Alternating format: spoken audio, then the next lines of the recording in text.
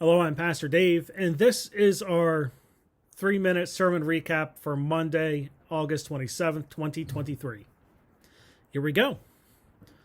This week, we heard from Exodus chapter 1, verse 8 through chapter 2, verse 10. And in this passage, we have the beginning of Pharaoh's persecution of the Israelites, as well as the birth of Moses. One thing we see in this passage is the human reaction to when things do not go their way. We see it in really Pharaoh's persecution of the Israelites because he feared the loss of his position if more Israelites were born. And in this we see there is always a shock to the loss of privilege.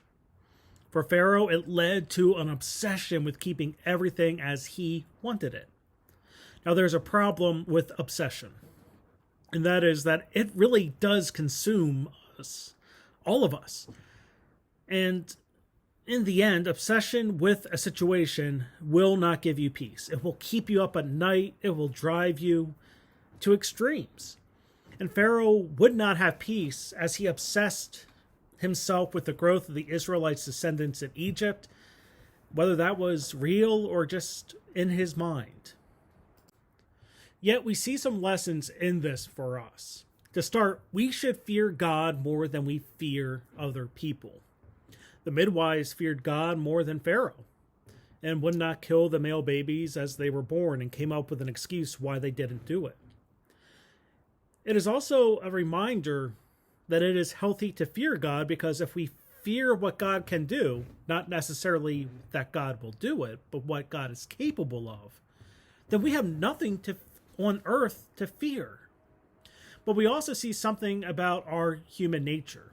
We see that it is very human to forget the good.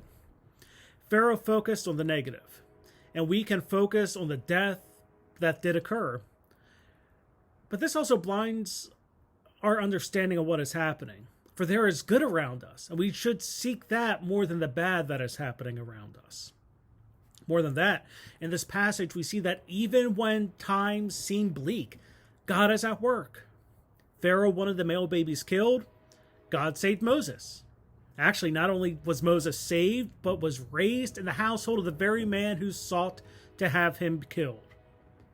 So yes, times can be rough. Yes, humans not only have the capacity to harm one another, but also a bad habit of doing so.